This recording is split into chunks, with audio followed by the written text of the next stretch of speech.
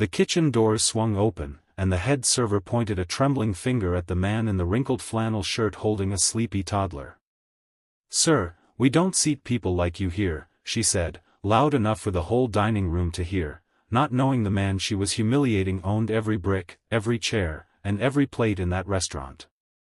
"If you believe kindness deserves a second chance, and that no one should ever be judged before they're truly seen, hit like, drop a comment, share this story, and subscribe to Hope and Wisdom before we continue. It helps more than you know." Marcus Whitfield hadn't planned on visiting Harlow's table that afternoon. It was a Tuesday, sun spilling gold over the sidewalk, and his daughter Nora, barely 3, had fallen asleep in his arms after a long morning at the pediatrician's office. He was exhausted in that quiet, bone-deep way single parents know intimately, the kind of tired that lives behind the eyes. He'd bought Harlow's table 2 years earlier as a struggling investment, poured his savings and his grief into it after his wife passed, and hired a general manager to run daily operations while he stayed home raising Nora. He rarely visited in person. Today, he simply wanted a quiet booth, a cup of coffee, and a few minutes to let his daughter rest before driving home.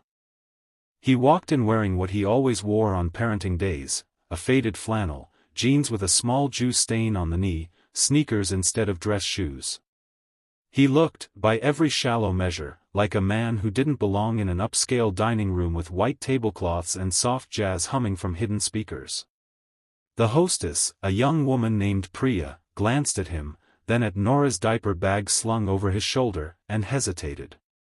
Before she could speak, the floor manager, a sharp-eyed woman named Colette who had worked there since before Marcus bought the place, strode over with a clipboard and a practiced, condescending smile. "I'm sorry, sir, but we require reservations, and there's a dress code," Colette said, her eyes flicking over his shirt with obvious distaste. "Perhaps somewhere more casual would suit you better." Marcus blinked, too tired to argue, too used to being underestimated to feel surprised. "I just need a table for 20 minutes, he said quietly. "My daughter's asleep." Colette's smile tightened. "We're fully booked," she lied, gesturing vaguely at a dining room with at least 6 empty tables in plain view. A businessman 2 tables away smirked into his wine glass. A woman near the window whispered something to her companion, her eyes darting toward Marcus with unmistakable judgment. Nora stirred against his shoulder, and Marcus felt something in his chest cave in, not anger, exactly, but a bruised, familiar ache.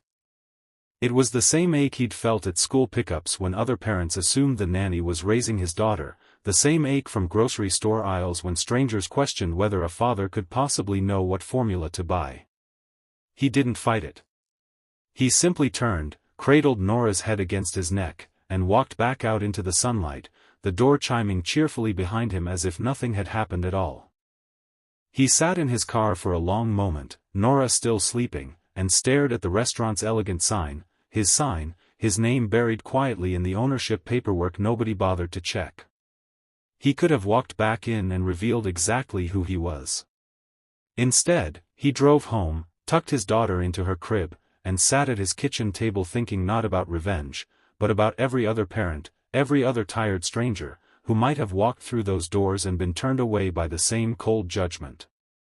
The next morning, Marcus returned to Harlow's table, not in flannel this time, but not in a suit either. He wore the same sneakers, carried the same diaper bag over one shoulder, because that was who he was, and he'd decided he wasn't going to hide it anymore. He called a full staff meeting before opening. Colette walked in first, chatting easily with Priya, and stopped mid-sentence when she saw him standing at the head of the table, keys to the building in his hand. "Good morning," Marcus said, his voice calm but unmistakably certain. "For those who don't recognize me, I'm Marcus Whitfield. I own this restaurant." The room went silent. Colette's face drained of color as understanding dawned, the flannel, the sleeping child, the humiliating dismissal she'd delivered so easily just one day before. "Yesterday, I came in with my daughter, tired and dressed like exactly who I am, a single dad doing his best. I was turned away because I didn't look like I belonged." He let the silence stretch, watching regret ripple across faces that had smirked, whispered, and judged without ever asking a single question. He didn't fire Colette on the spot, though everyone braced for it. Instead, he asked her to spend the following week working the front door herself, greeting every guest, learning their names, their stories, before deciding who deserved a table and who didn't. It was a harder lesson than losing a job. It forced her to sit with her own reflection every single day. Slowly, something shifted inside her. She began noticing the exhausted mother juggling twins, the elderly man in patched trousers celebrating his anniversary alone, the teenager in a thrift store dress on her first real date. She began seeing people instead of appearances. Weeks later, Marcus returned again with Nora, this time announced by no one, expected by everyone. Colette herself walked him to the best table by the window, pulled out the chair, and knelt briefly to smile at Nora. "Welcome back," she said, her voice thick with something like humility.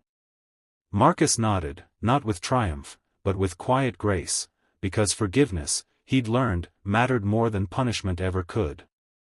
If this story touched your heart even a little, please take a moment to like this video and leave a comment below telling us what moved you most. Your words genuinely mean the world to storytellers like us.